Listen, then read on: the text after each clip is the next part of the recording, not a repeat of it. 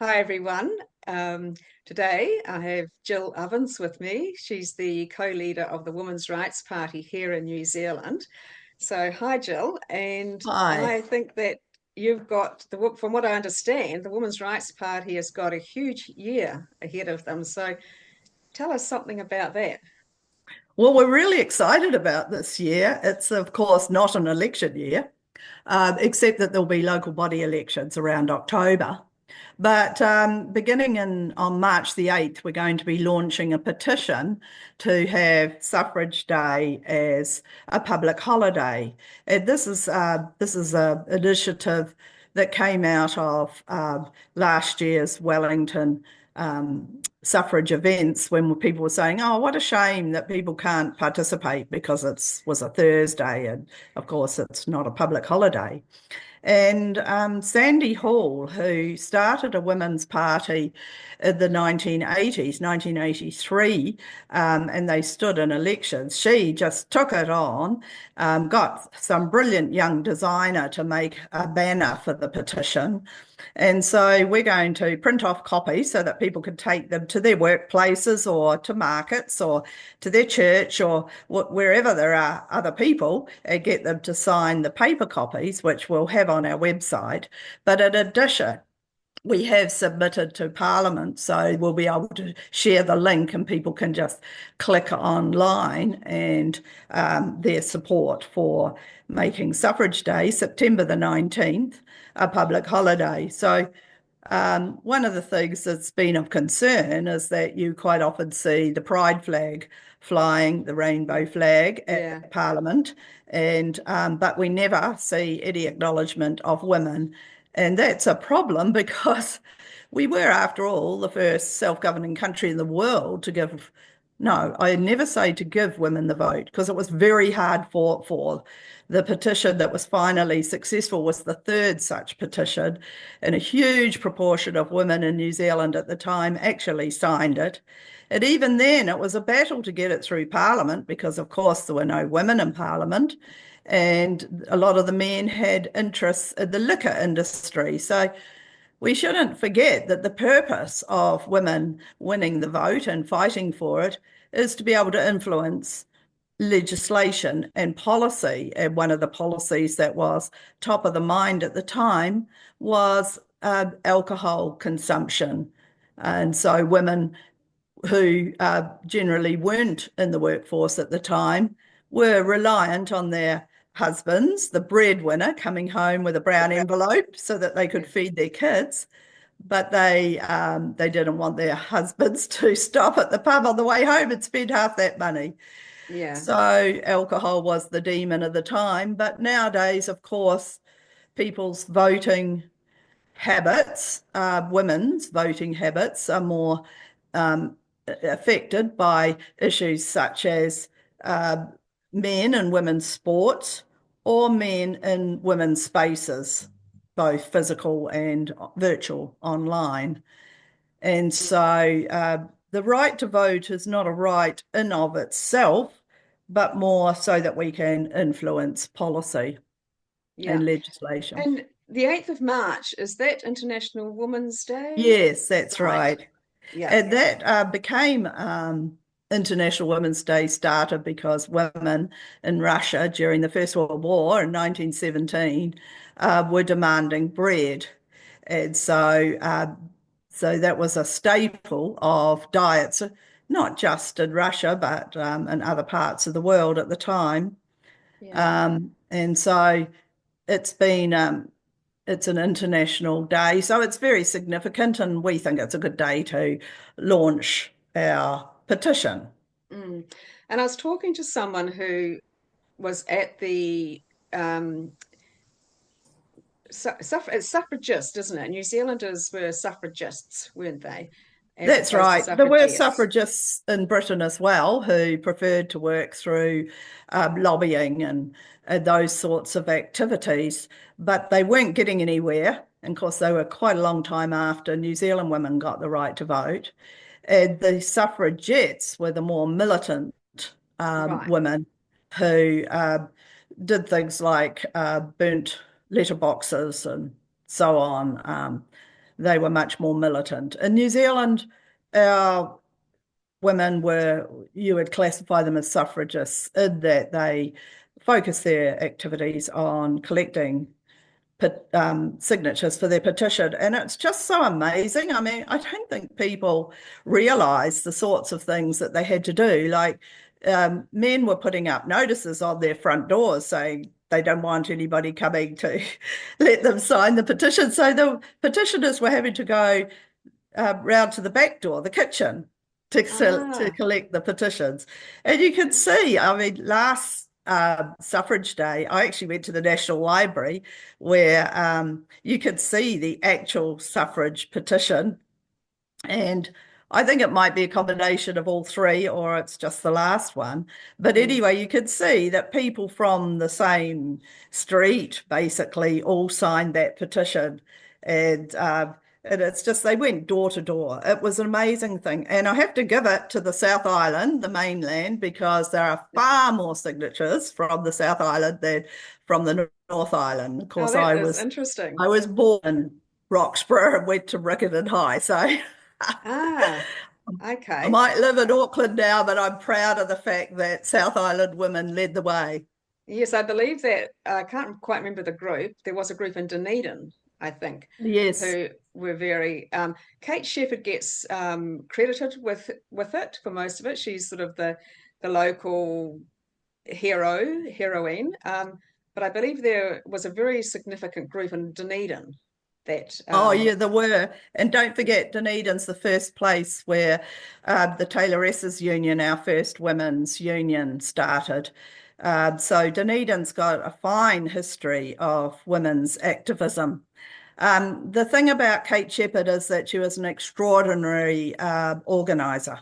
Ah, So okay. she wasn't even necessarily the leader of that movement at first, but she was the one who got things organised. And when you think about the technology that they had then Mm, compared to what we have now, yeah. uh, and their reach was amazing. It was a huge effort, and that's why I never say we got the right to vote. We fought for it, and we won that right. And so, Right. the celebration of Suffrage Day, we'd like to see public libraries do displays on Suffrage Day. That some do, but Mm, will we, as we did last year, visiting public libraries in our localities to encourage the librarians to put books out that are about Suffrage Day. We'd like to see schools highlight Suffrage Day. And yeah, you might say, oh, what's the need for it these days? But I was at a National Council of Women meeting locally just last week when we were discussing the hosting of a senior girls speech competition, which Auckland branch of the NCW has been running for several years. And people were saying, well, why can't boys enter? And I'm like, why would you want boys to enter? Uh, Boys get enough opportunities to speak. That's what Let Women Speak is all about. yeah. And why within the Women's Rights Party, our speaking rules are always that the women can speak first. And we have men who are in the party and we're very pleased to have their support, but we want women to have the opportunity to have a say. And my experience over many years, which got a bit poo-pooed by some of the people at this meeting, was that I was a debater in high school. I was always the only girl on the debate teams, except if we were debating against a girls' school. Mm, And my experience within the union movement is that we used to count the number of times the men would speak compared to the women, and it's mm. overwhelmingly every sort of group that you're in, the men do dominate. So this is a chance for girls to speak, Yeah. and the And I think boys can come and listen. to digress a little bit, I think they found that the same sort of thing in movies, haven't they? That, movies generally, the men sort of dominate the roles, as I said, generally, and the speaking. And when women, and I can't quite remember now, so I didn't look at this before we started, when women speak, even like 30% of the time, there's a feeling that they dominate, the movie, Yeah, their talk. So that's right. it's quite interesting. But yes, anyway, to Oh get no, back that's to right. We used to go to the pub every Friday night, and we would. It was with friends who were very political, and the men would be talk, talk, talk, talk, talk, and a lot of us women we didn't like going because we didn't get a chance to get a word in edgewise. But on the way home, if I complained that I didn't get a word in edgewise, I was told I had spoken heaps. So there very you different go. perceptions there. Yeah. So Yeah, going back to Suffrage Day, someone who was at the Wellington event last year, which she did, said that she noticed that, especially for the young woman walking past, yeah. they were, if you said you want to talk about women's suffrage or suffragist day, that sort of thing, they were keen to stop and talk. But as soon as you said you want to talk about women's rights, they were didn't want to talk about it and hurried on. So that seems to me very indicative, like something that's too hard, or seems like too hard, or might be controversial, always is avoided a lot. But suffragette or suffragist day, I mean, that really is quite simple. That is something that people can get on board with. It's really not controversial. It is something that there's no reason not to get on board with.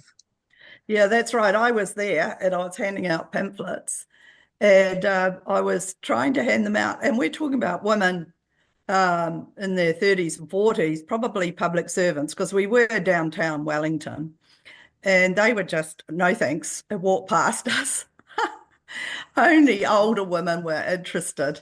And so, yeah, we had that experience too. So, Yeah. I mean, that's right. I saw that some of the women were trying to engage, even with younger women, Mm. um, and not getting much success. The year before, I have to say, we had a bit more success with people coming over and trying our piece of cake and saying, "Oh, that's interesting," because they clearly don't really know much about it. Yes. And yeah. Yeah, that's right. I mean, people just don't. And as you say, I mean, why would they when it's barely recognized or talked about? Even the libraries don't put displays out there or things, anything like that. So Yeah, and yeah, so okay, well the that's other something to look day forward to.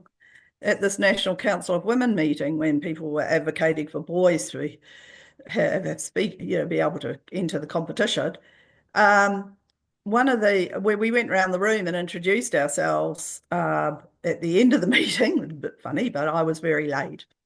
And I said that I was with the Women's Rights Party, and one of the women said, "Oh, is there a Women's Rights Party?" And I said, "Yes." And she was really amazed, and she was quite interested because she had said that she'd joined a political party, which I gathered was the Greens, and that she didn't agree with all their policies. So Ah, so I will be following that up. But of course, we don't get any coverage in the mainstream media. no. And so unless you're listening to RCR or the platform or you go onto YouTube, Mm. you probably wouldn't know about us. And lots of people turned up to the polling booth and they saw Women's Rights Party at the bottom of the list and they said, "Oh, wow, I'm going to vote for them. I didn't know they existed."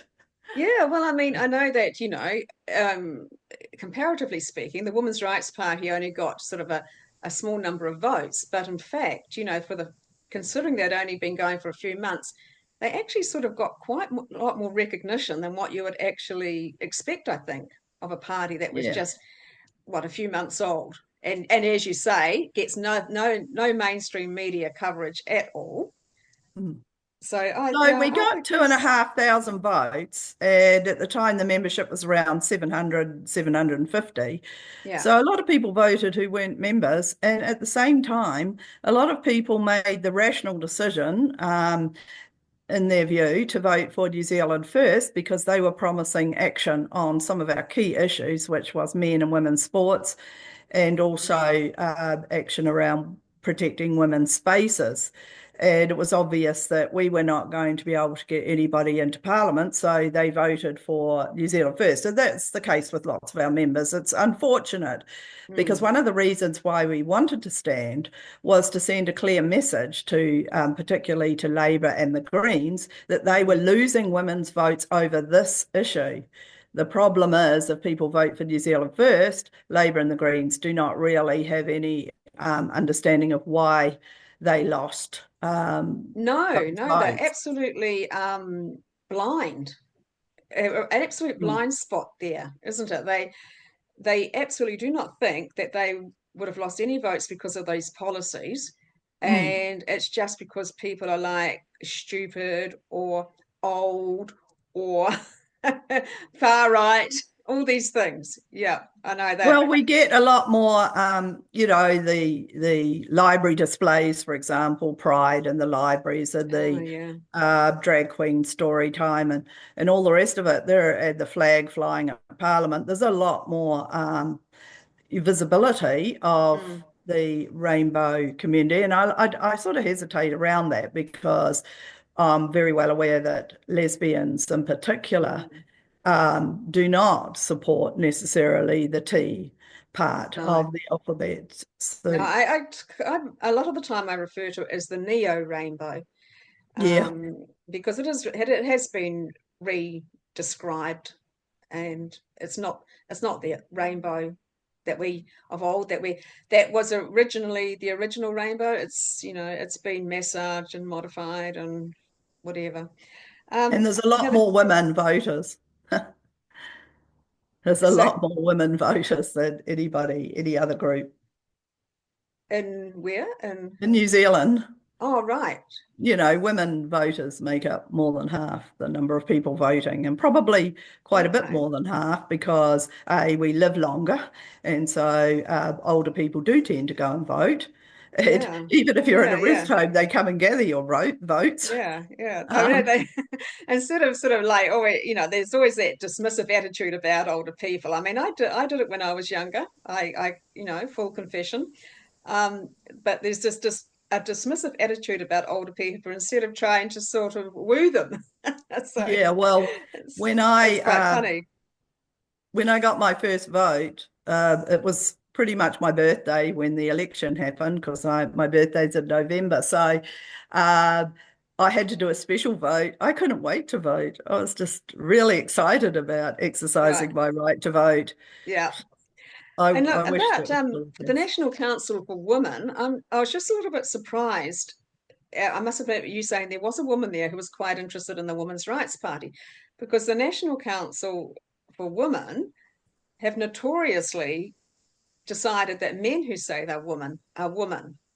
But it makes me wonder now if this is one of those things that's just sort of a managerial decision, and Mm. it's not actually sort of filtered down through the people who are actually in the organisation a lot. Well, traditionally the National Council of Women branches held the power in terms of policy. So the policy settings were done and through the branches, which or they would discuss and debate and submit their feedback through to whoever writes the policy. But over time, that sort of democratic process has diminished, and a lot of women within NCW are not happy about that. Remember who started NCW was Kate Shepherd. Yes. So it is quite ironic. So that's why Women's Rights Party members are joining National Council Women at the branches to try and take back the power, recognising that a lot of women uh, Mm, have bought the Kool-Aid of kindness and mm, think that to be supporting and promoting women's mm, rights is somehow being unkind to other people like men who want to identify as women. yeah. A beggar's belief, but a powerful narrative will sway a lot of people, and that is what the Neo Rainbow did, as they had this powerful narrative that they caught everybody on the back foot with, and it was never. It sounded so good well, not very few people analysed it and dug down into it. More so now, of course, but not in the early days. But by now, of course, so many policies have been entrenched in organisations and councils that there is work ahead to prize them out. But Yeah, that's right. It took us by surprise, but it mm, was not a New Zealand initiated movement. It came from overseas. It was yeah, deliberate. There was a set of Denton's rules put forward that people put into place through various bodies, such as the yeah. United Nations. And so, yeah, and it took us by surprise. But one of the people we're having at our conference this year for the Women's Rights Party in June, which will be in Wellington, is Um, Gerlich, Renee Gerlich. Gerlich. Mm, Yes, sorry about that. Renee yeah. Gerlich, who was one of the early ones to recognise this and to analyse what was going on. And so we're really excited to have Renee come and speak at our Oh, conference. great. Yeah. And I will just I will say too briefly before we go on to the rest of what you're doing is that the difference between what the Neo Rainbow did as well and what other civil rights movements has done is the Neo Rainbow came in sneakily, and Mm. they didn't win hearts and minds like other civil rights movements have done, and that is the big difference between it. And suddenly it was like, oh, this thing is happening, and we had no idea. So Yeah, there was a so big just difference. that's right. In 2022, at the Labour Party conference, the last one I attended, um, I was the network coordinator, or whatever it was called, for Auckland women, Labour women. And I was lobbied by some young men from the rainbow community for us to give up some of our 50%, which is actually a target, not a quota. But anyway, they put it in the terms of a quota. And I'm talking about us women, Yeah. so that men who identify as women and non-binaries could have some of our uh, targeted selections for local government and the general election. And I said to them, well, go and get some of the men's 50%. And it never Why occurred to do them to women ask have the to, men. Yeah. why do we have to give up? Yeah. And that That's wasn't just something that just happened. Women yeah. fought for that over Yeah. years. I was Yeah. involved in that. But it's really interesting, isn't it? It's always you go for women, they're seen as the soft target. Go for women Mm, first, because the men the men are much more likely to say no or hang on a minute than women are. mm, So yeah, we understand that. Yeah. Woman is seen as the soft target. See it time and time again. Just do something, the woman will absorb it, put up with it, bear it, and that sort of thing. And whereas the men might argue with you about it. So yeah. anyway, let's move on to what's coming up. What else is coming up that the Women's Rights Party is doing this year? There's a couple of visitors, isn't there? You're bringing Yeah, over. so we're bringing over Vaishnavi Sundar, who is a filmmaker who's made quite a few films actually, but her latest one she put out last August on YouTube, but we want to show it in proper movie theatres.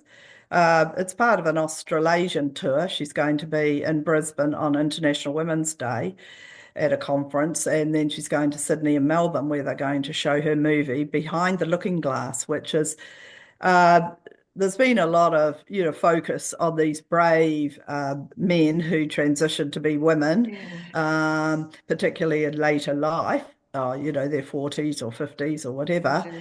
And nobody looks at the impact of that on their wives and the rest of their family. Like they suddenly Mm. declare that their kids have to call them mom, and they drop them off at school dressed up as women, and but the effect on the women is quite traumatic in many cases. They're just Mm. supposed to go along with it and accept it, but they get treated like objects. And I was talking to a woman just at a Women's Rights Party social event a couple of weeks ago, and she is has been in this situation where her husband just suddenly declared that he was a woman, and he demands that she goes along with it, which she just doesn't want to. Mm. Mm. And you know, leaving a marriage, I mean, it's simple to say, just leave, why don't you walk away? But there's a huge amount of logistics involved in actually leaving your home, your marriage, your home, um, finding somewhere else to live, like your family, how you explain things to your family, which, who your family will side with, if you will have any support from them and friends. It's not, it's not always that easy. And the other thing too is that you often have to process something for a while before you really understand what exactly is going on, how it's affecting you, and what your options are, and whether you'd be better to stay or go. Lots of things, especially women with small children, dependent children. Financially, it really is a hard decision for them to move away from a marriage or a relationship, and have to support their kids more or less on their own. And that, talking about That's financially right. as well as sort of, mentally and emotionally and physically. Yeah. So it's That's not, right. yeah, it's not always as an easy decision. It's not as easy to do as it is to say. So Yeah, well, some of these men even demand that their women stay in a sexual relationship with them as lesbians. I It's know, just I bizarre. know. And It's an yeah, autogynephilia. They're more interested in themselves passing as women than they are in their relationship with their wife. yeah, yeah. And her And I movie dare really say that shows this. they've probably always been kind of quite self-centered men, I guess. Mm. And then just sort of like modern times has made it okay to start doing this. Yeah. So, and the other person, and so so that's a documentary about, like what they call trans widows, isn't it? Yeah, Um, and many of them couldn't appear on camera for various reasons. So she's used quite an innovative technique like cartoons. It's a really brilliant movie. And then afterwards, we're going to have a Q&A session because this is not the only thing Vaishnavi's done in her life. She is a mm, feminist who's, um, she's Indian. She's gone to university and she's been an actress and a filmmaker. She's made quite a few films. She's been involved in television and she's still young. I think she's 38 or something. mm, So she's coming to New Zealand and she'll be in Auckland on the 1st of April. And then she'll be in Wellington on the 3rd of April. And we're hoping to take her to see the suffrage petition actually while she's here. right, And and then she's going to be in Christchurch on the 5th and 6th, but we're looking at Sunday the 6th. It might even be in the afternoon. We haven't identified a theatre yet. right, And because she wanted to do some walks while she was in New Zealand, we're going to nip over to Queenstown and we're hoping to get her on the half-day route burn trek. So that's quite something. So that's her yeah, tour. She's heading back to India on the 9th of April. So okay. yeah, Yeah, so flying, it's sort of like a flying visit, but although it is sort of 10 days, so oh, yeah. she'll enjoy a Queenstown trip, I'm sure of it. It's quite stunning down there. And we're going to take her to Zealandia and Wellington and Yeah, Te Papa. And then in Auckland, because she wants to go walking, we're going to take her out to the Waitakaris. It won't be me because I don't do walking. But right. yeah, Yeah. I mean, it's Oh, quite exciting. I'm really looking forward to it. yeah. And that'll all be obviously it's going to be promoted as it gets closer to it. And that includes on the Women's Rights Party Substack now. So for those who aren't Hmm. aware, there is a Substack now for the Women's Rights Party, and I'll put all these links, several links in the description below, so they can be found. We'll be And st selling tickets through the website. But going to be $20 a ticket, because we do have to cover our costs of bringing her here, which is not cheap, flying around the country. But also, we won't be saying which venue like we didn't last time either. So you have to buy a ticket so that we've got your email address and we could email you the Nice. location Yeah. of the movie, because we don't want to invite a cancellation or that sort of thing. But so far, the two Mm. movie theatres that we have got signed up to, they know what the movie's about. They haven't objected, um, Oh, so great. Yeah. it's really good. So then, Fingers crossed. yeah, that's April. And then in June, we've got conference. And I mentioned about Renee going to be a speaker at the conference, Yeah. and it'll be in Wellington. Okay. And then we're uh, we're hoping to bring over, well, not hoping, we are bringing Helen Joyce to New Zealand. Amazing. And we haven't nailed those dates yet because the Free Speech Union's got her from the 2nd to the 10th of November. And we're hoping to bring her over the couple of weeks before that, in late October. So, and we might have an event, a seminar or something similar over Labour weekend. That's the intention. But we also want to get her talking to MPs and people within the Human Rights Commission, Law Commission, and so on while she's here. Mm. So, and it happens to be a sitting week of Parliament just before Labour weekend. So we're hoping that we'll bring her here at that time. And we want to talk about the issues of the introduction of gender and gender identity into our laws and policies, Yeah. which continues to happen. And Oh, ever since the self-sex ID on the birth certificates. yeah. It was almost like permission, wasn't it? Mm, In a way, and even though there was nothing, there was absolutely nothing that said they had to do it or anything. It mm, was like suddenly all the public service and organisations took it as permission to mm. go and do that. Um, Yeah, that's partly because there was a Crown Law decision in 2008 that 2006. 2006, sorry, Yeah. But that Nat, I want to bring concluded. this up. And that same Crown Mm, Law decision, they more or less said that transsexualism can be classified as a as a mental health issue. mm, Um, or and that's not their wording. I can't remember it, but it was the same. It was wording along those lines that have been classified as a psychological condition, something like that, which is something that they very much gloss over. And afterwards, I can find it for you if you mm. like. But they very much gloss over that and go straight to the thing about it was is you can tell us what they said. Yeah. Yeah, well, that's quite relevant to the new mental health bill, which is about compulsory treatment and assessment, where they're saying that transgender is something that doesn't need to be taken into account because they're insinuating that it's not a mental health condition. So it's like uh, a way forward for all those philias like paedophilia and autogynephilia, and the latest one, which is sort of surfaced, is lactophilia, where men want to breastfeed their babies. So, I mean, there's a number of philias. They're obviously mental health conditions. It's Yeah. not normal. And they, as I said, they just gloss over that, go straight to the only point in that opinion, Crown Law opinion, they ever trot out is the one that says that it can be taken. How do they phrase it, Jill?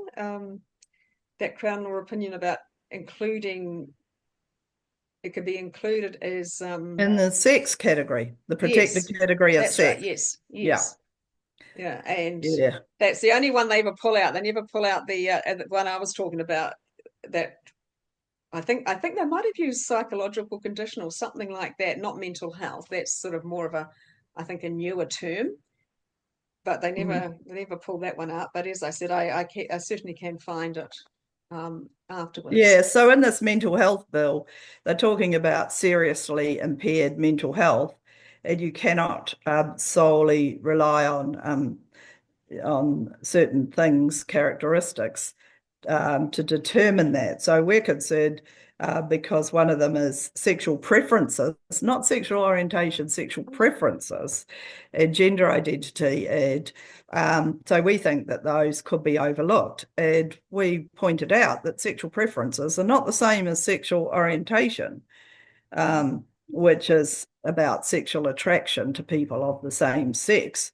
Sexual preferences is where we get into all these philias, which are clearly diagnosed, should be diagnosed as mental disorders, but they're trying to normalize them.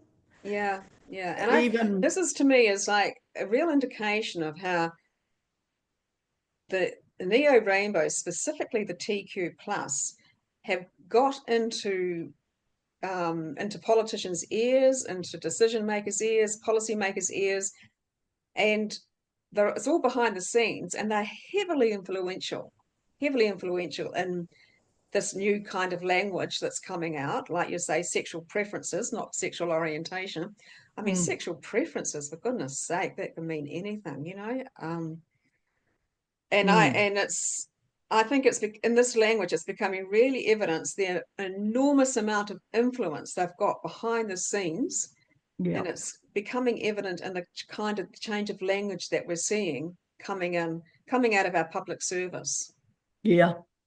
That's right. All of a sudden, because I was involved in the union movement in the health sector for many years, and all of a sudden, just really recently, we started seeing these policies about the rights of transgender employees, including the right to use whichever facilities, toilets or changing rooms, that match their gender. There was never any consideration of consulting with the women employees about that. And there's been a number of cases, including within the NHS in the UK, in England, and now in Scotland and Fife, where a fully intact male junior doctor was coming into the changing facilities of the women. And when this woman, Sandy Peggy, objected, she's the one that's harassing him. He's Yeah, getting undressed in front of yeah. her. And the reason why he's fully intact and doesn't even make any attempt to pass it a woman is because he's trying to get his wife pregnant. I mean, how Oh, bizarre can you get? And because she I didn't know refuses, that bit. oh, she refuses to call him a woman. He wants to be called a woman. He wants the women pronouns and all the rest of it. Yeah, she's before the employment tribunal on Yes. that. And we have, cases in Australia and New Zealand to the Mm, same effect. It's just, mm. Well, you're we have told that that you have to, hmm, kind of really bizarre case in the Inland Revenue, don't we? Where yeah, um, they put sanitary products in the men's toilets, and on an internal intranet that was woman only, yeah, somebody said, "Oh, that's very nice, but it's a shame it took what how'd she put it? A yeah, shame it took men identifying as women before we got it, or something like that, because yeah, that's they right. put the sanitary products in the women's as well as the men's toilets." Mm, And yeah, and she was, and that's still ongoing. She was taken to yeah. task over that quite severely.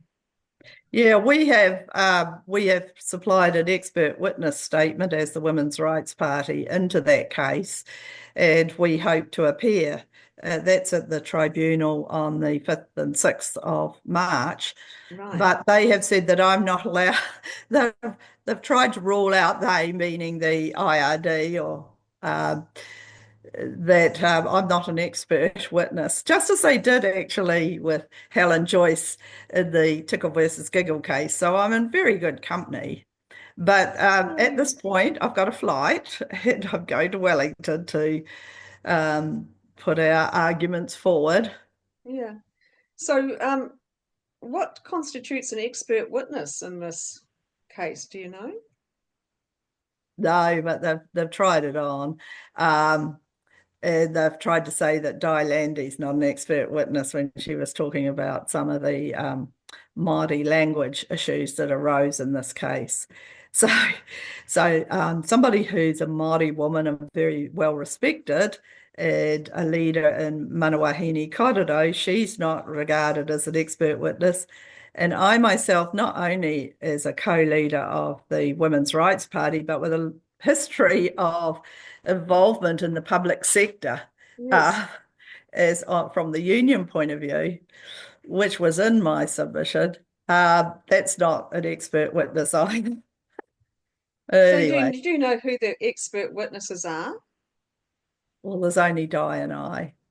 I mean, so there's no expert witnesses then. Oh, well, so far the lawyer for the person involved as the defendant in this case, or no, she's the applicant actually. Uh, Her lawyer says that as far as he's concerned, we're still part of it. So Right. I don't But the know. Inland Revenue is saying no. We might go all the way to Wellington and find that we're objected to, and there'll be arguments about whether we should be accepted or not. So watch this space because I'll put it out there. Yeah. And just to just before we move on, the applicant's lawyer who's I mean, they're allowed to object to any of the expert witnesses that the Inland Revenue present. Ah, Am I yeah, correct? presumably. Right. I'm not sure that he is planning Right. to, but yeah, But that could, presumably. yeah. Oh my goodness. That's yeah. I mean, we know that this is just legal shenanigans, really. You know, it's just that typical sort of stuff that lawyers and legal people do to try and stymie, you know, what the other side is trying to do. I've come across the same lawyer. She's a woman.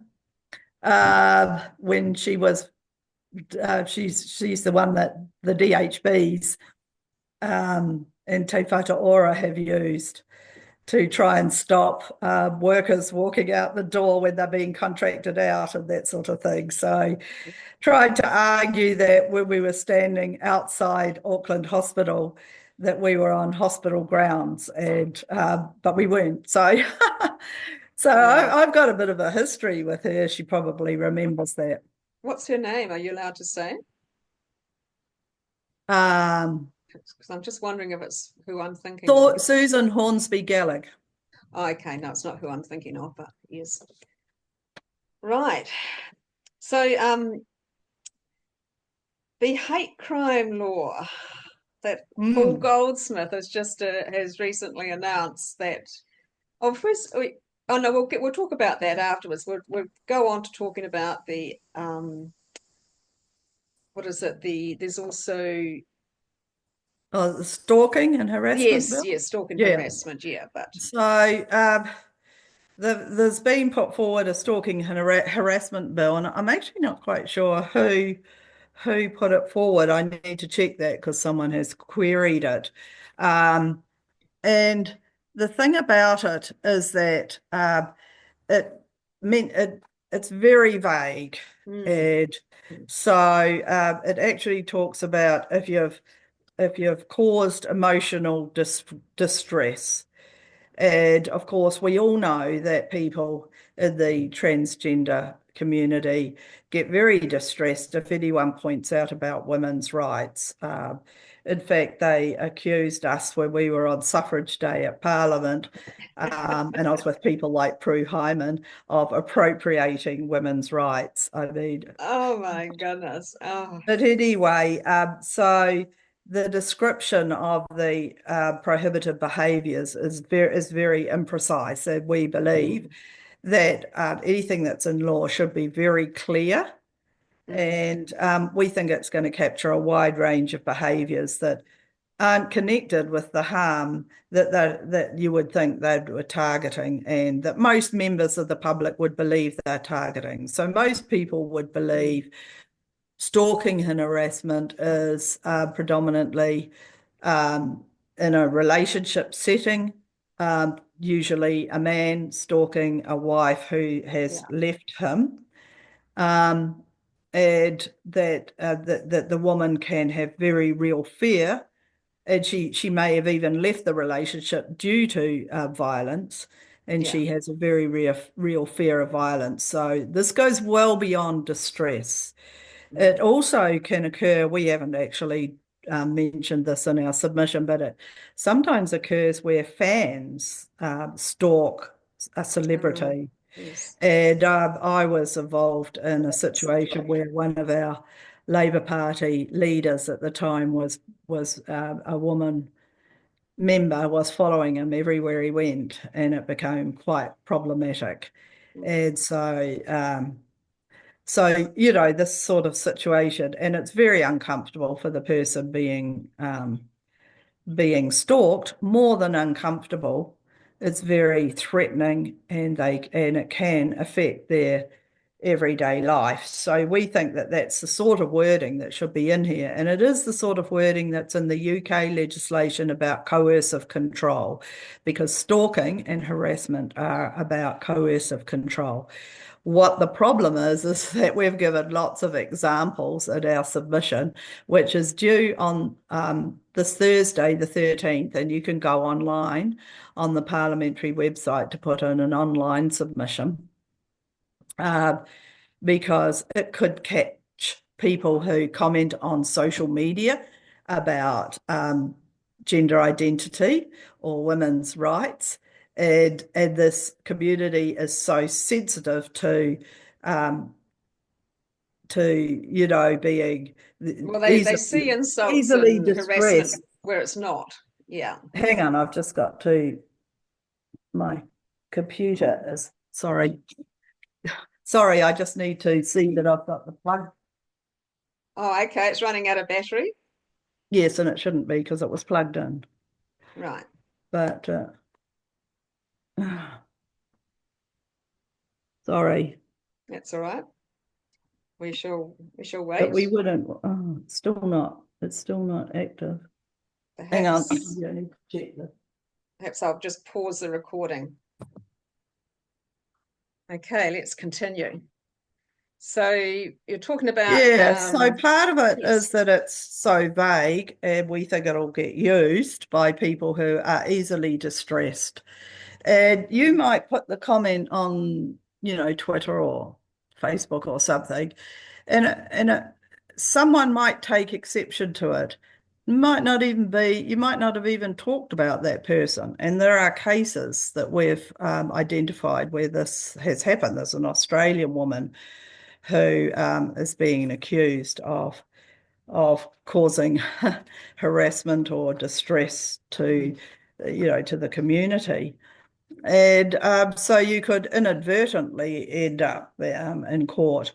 The other part of it is that there is provision in the bill that a constable, a police officer, if they believe on reasonable grounds that person A is engaging in one or more specified acts against person B, they can actually, and if they're likely to cause fear or distress, uh, they can actually issue a notice.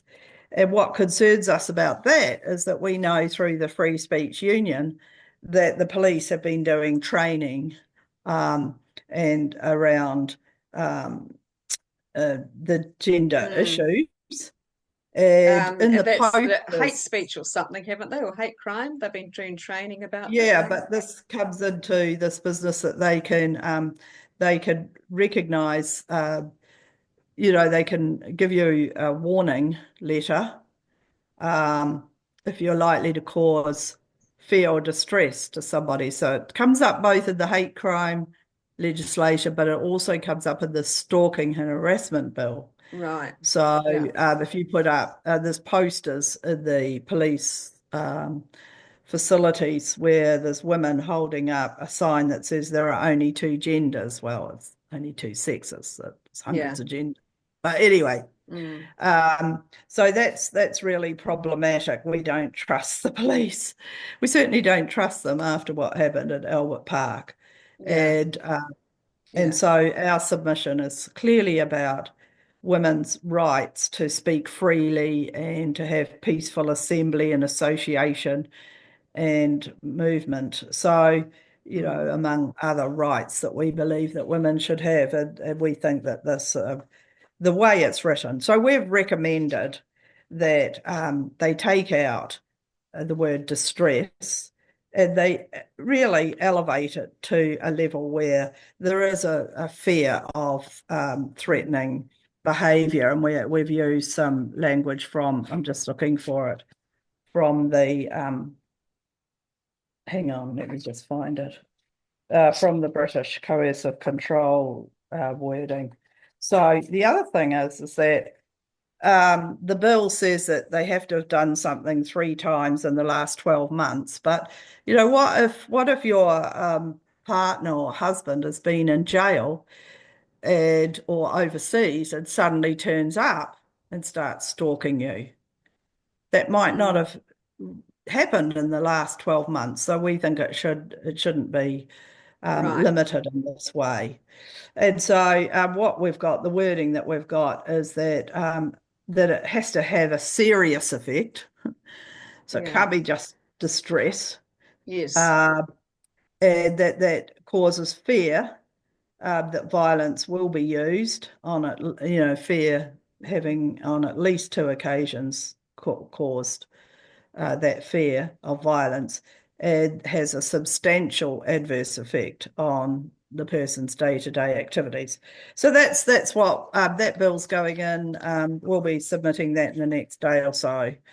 So that's due on the 13th of Yeah. So that'll be February. on your website, and it'll also go on your Substack, so people can have a Yes. look and perhaps Mm. get an idea, even if they just submit something quickly, they can get an idea Mm. perhaps of where you're coming from and the arguments you're making, so that they can formulate their own submission. And as I said, even if it's quite short or quick, it's Yeah, still good to do. that's right. So we'll be putting that up as soon as we Mm. can.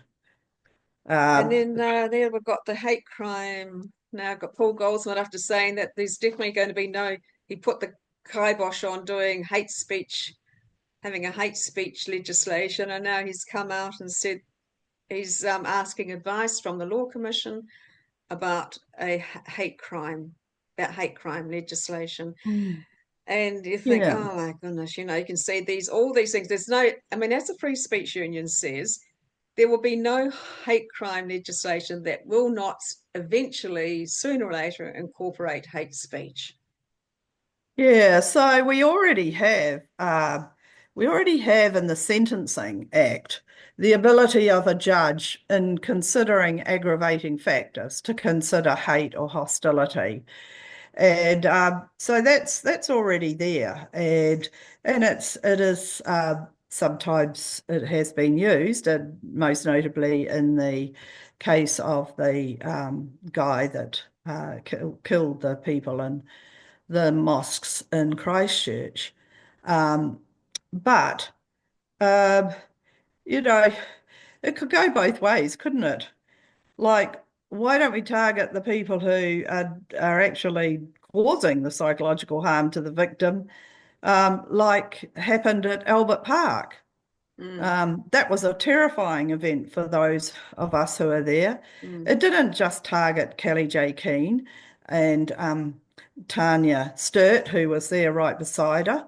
It actually affected all of us, not just the mm, women who were actually at Albert Park, because that was very threatening behaviour and it was motivated by hate of women speaking out, and it had a very widespread effect on the whole of women across New Zealand.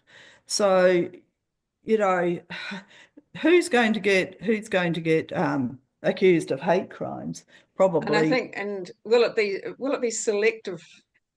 selectively applied to those who Well, are the right sort and the wrong sort?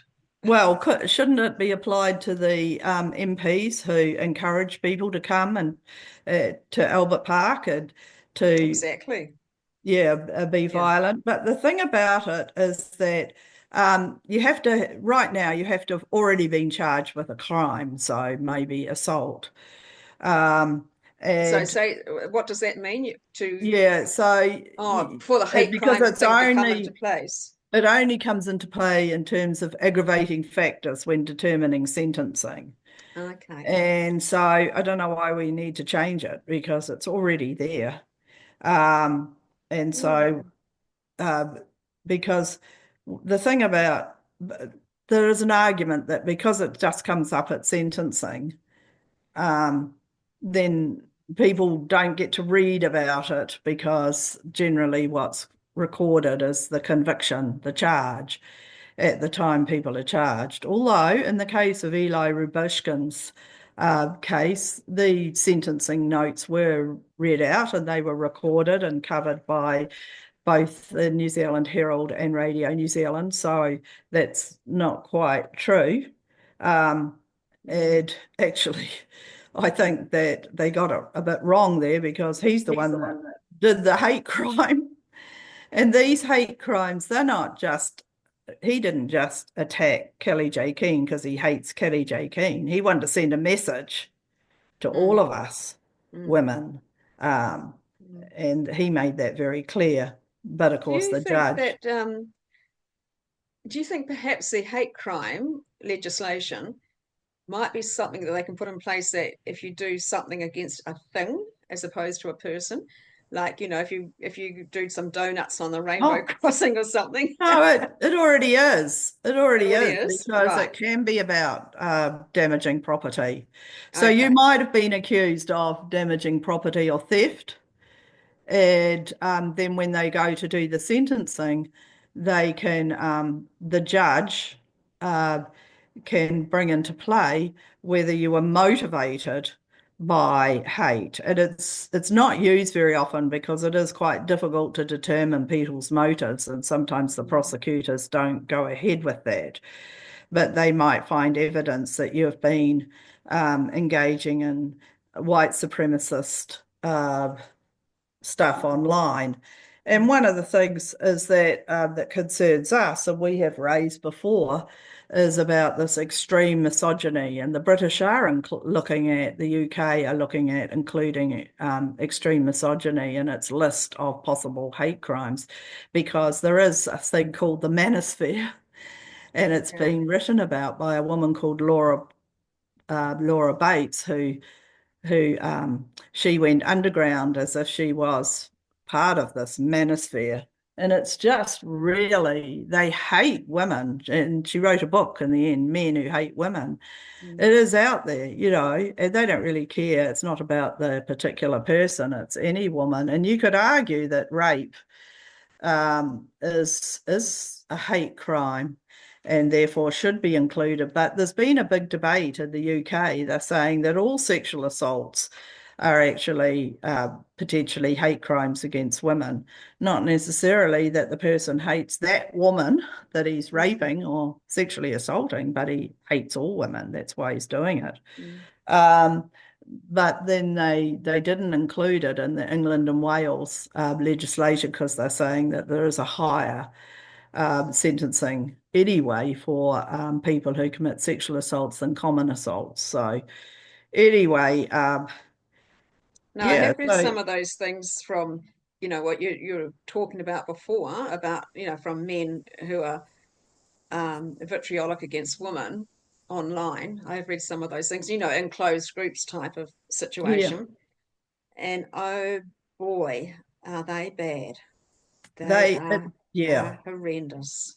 And there's Yeah. been cases, for example, J.K. Rowling, somebody's gone to prison because she gets death threats all the time. Yeah. And this person was not just saying he was gonna kill her with a hammer, and he went through in great detail how he was going to go about doing it. So that's why she reported it to the police. So we do Mm. want the police to take these kind of threats seriously and Mm. and be aware of it. I mean, yeah. So there is that. You know, I was going to give another example. Let me just have a look.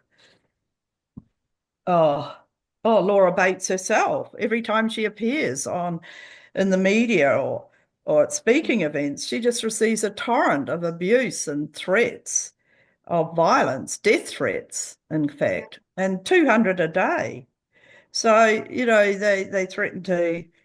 disembowel her Yeah. and go into And great. we have laws and we have policies, I should say that any man who says he's a woman can come into women's spaces. Mm, And any man, and that includes those men that you've just been talking about. yeah, and that's you know, ever since we are young women, we probably don't consciously do this, but we tend to go to the toilet with another woman. Um, it may not be for safety. We may think of it as a socializing thing, Mm. socialization, but I think in the back of our minds, we're always aware, Absolutely, um, because of the we're brought possibility. up to be aware of our environment. That's a Yeah. natural human thing. And then as girls and women, we're Mm. brought up to be sort of extra aware of our environment.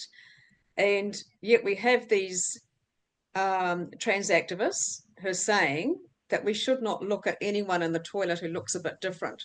Yeah. Because our toilet spaces who looks a bit different because that's it could be transphobic or it could be sort of you're just being sort of like really hateful towards a woman who doesn't look feminine enough. They always trot that one out, feminine enough or Mm. something. And I think it's just absolutely crazy. We have to be aware of our environment, but not if it's a man who says there's a woman. You shouldn't look then. No. So, No, that's right. So, the police have been collecting data since the mosque attacks, really, um, on the what they where hate crimes. It's not really hate crimes, but where it's being used as an aggravating factor. right, And 79% relate to race and ethnicity, and only 4% to gender identity, 10% to sexual orientation. So you're twice as likely to um, be hated against because you're a lesbian, I would say, or right. gay man. And because you And identify as such. yeah, and by far the number of the offenders have been men. So yeah, but I think it's important that there must be a crime in the first place. So it's quite interesting that the police kept figures on what they call non-criminal hate incidents. And Yeah, also, I mean, how could that be? Um, and also, they included in their hate crime data they're putting the white paint in Gisborne and Auckland on the by Destiny Church people on the rainbow crossings. That's considered a hate crime. not Well, just because it's vandalism, but a hate crime. Yeah, yeah, but it's got to be targeted at someone, and in fact, yeah. this ongoing you know, uh, jurisdiction about that because arguments, because actually the target is the Gisborne District Council and the Auckland Council. Correct. Yes. It's their property. Yeah. So Yeah. I'm not sure that it was a hate crime against the Gisborne Oh, District Council. they can, if they put this in place, it's hate crime things, you can draw awfully long bows with it. So, I yeah. think I think where we've got it, where it can be an aggravating factor, Mm, is the appropriate thing. I think that myself, mm. but with all of when we do our submissions, because the Law Commission has actually asked the Women's Rights Party to come and talk to them about certain sections, which are the ones in relation to sex. Oh, that's good. Yeah, so we'll be putting it out there for people to come back with their views on it. Mm. Um, so it's a Law Commission review, and it's very interesting, and it's only 70 something pages long or 80 pages Instead of long, which is a 200. big improvement on the last one. Yeah. But they do go through the arguments for and against, and and it sort of did come from the Royal Commission, which looked at the issue about after the mosque attacks. Right. And but there is this. They came down. They didn't recognise hate crime laws to protect violence against women as an appropriate. They didn't consider that an appropriate response because all violence against women and girls is closely linked to sex-based prejudice and inequality and vulnerability. Mm. Vulnerability is another thing you can use as an aggravating factor, and that's most likely to be used if you're talking about older people Right. rather than a hate crime. Yeah, yeah, because they're easier. Yeah, Hmm. yeah. Yeah. Right. Well, gosh, that's a full year then, Jill. So let's just run quickly through what you've got coming up. The first thing, like immediately, very quickly, is the stalking and harassment submission. That'll Yep. be and soon. That'll be on your website and on Substack soon. Then there's Vaishnavi Sundar in Yeah. early April. In between that, we're also making a submission on the 72-hour postnatal stay, which would mandate that women, mothers, are entitled to 72 hours Right. postnatal stay at a hospital or similar facilities. And we Mm, are arguing in that, nothing to do with the transgender issue. So this mm, business about thinking that's all we're concerned about, but is that we think that it's better for women to be supported either in their own home postnatally or in a primary unit. And those right. primary birthing units are under significant stress, quite a few Yeah. of them. Mm, Most of them are run by private owners, and we think that should be publicly provided and properly funded. And a bit like the old maternity homes that used to be that I yeah. would have been in when I was born in Roxburgh, or Mum would have been in, Mm, so that women can get breastfeeding established. And we know from a lot of our members who are midwives that there is a big problem with women are transferred out of tertiary hospital mm, facilities into these primary units. They get postpartum hemorrhages and then have to be taken back to the tertiary hospital, or a lot of women used to be able to get 4 days after a C-section, and that was considered not really long enough. right. Um, and so there is a concern. But on the other hand, a lot of women prefer to go home early because, they can't get any rest in the hospital. Right. And Yeah, because it's a busy place. yeah, a Yeah. friend of mine, her daughter-in-law just had my friend's first grandchild, and she was in Middlemore, which is the biggest in the country of Mm. tertiary hospitals. And she was in a room with another woman whose baby cried the whole time. And she couldn't get any sleep. And Crying so she babies, wouldn't eh? go home. And the other thing is, if you've already got children, and often they're toddlers, Yeah. um, because that's the age group having babies, and you just want to be home with your other kids.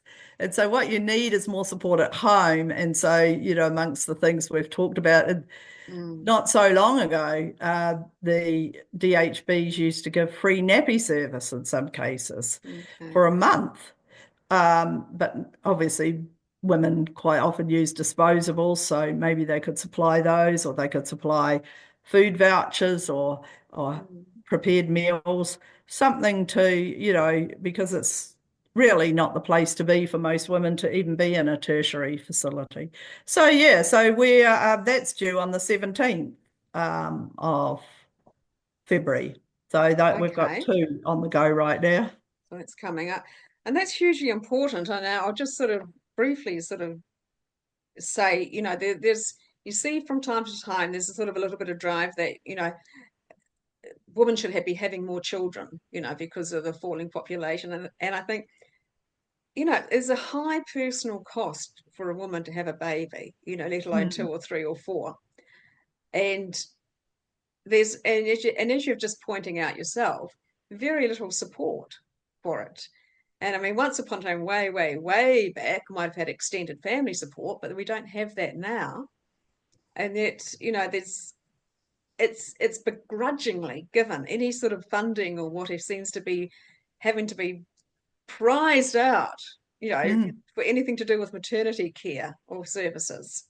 Yeah, It's well, quite strange.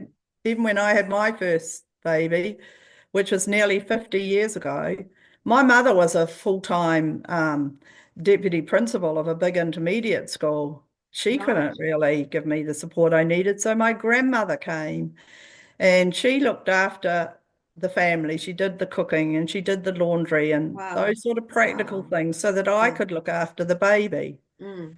And that's actually what you need. Yeah. Um, so, and she stayed for a couple of weeks. It was absolutely brilliant. But nowadays, probably grandmas are working as well. Yes. Yeah. Or, Absolutely. Yeah. in full-time Yeah. employment, some people Yeah. will say. And I'll just also say Mm. I'm pleased to hear that, it's still women that have babies and not whānau, which for people Mm. who are overseas, whānau is the Maori word for family, but it can mean either close family or extended family, sometimes just your collection of friends and family.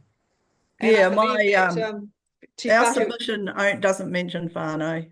no, well, I was just absolutely surprised at the fact that even though I haven't had children, I have actually had a vaginal birth because I'm part of a whānau. A whānau apparently gives a whānau now has gives birth to children and has Yeah. vaginal births and stuff like that. And so I was just really surprised that here I am. I had this, I pushed this watermelon out and I didn't even know it. So there you go. And Oh, I've it's been very everywhere. facetious.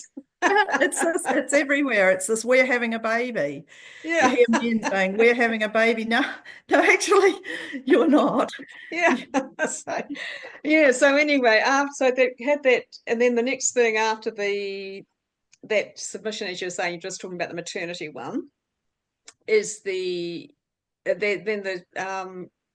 The hate hate crime crime. legis You'll be yeah, law commission.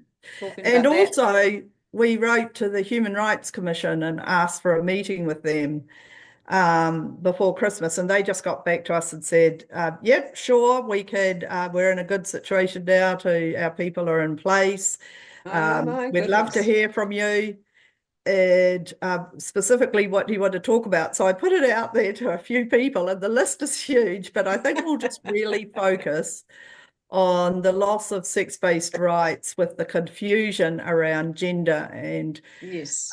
gender identity. Yeah, because gender is about sex stereotypes and Yeah. expectations and how Yeah. how that is performed in a society. But actually, if we want to talk about law and policy, we really need to be talking about sex-based Mm. And you rights. make sure you tell them about how the Christchurch City Council Oh, yeah.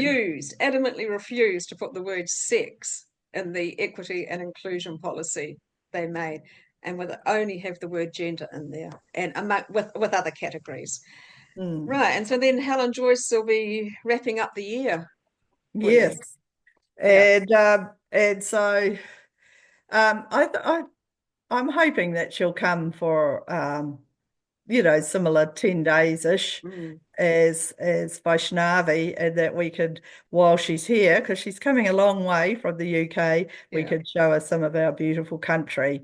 So I've put that out to the people who are liaising with her, which is primarily the Australians and the Free Speech Union. I haven't heard back from them yet. Right.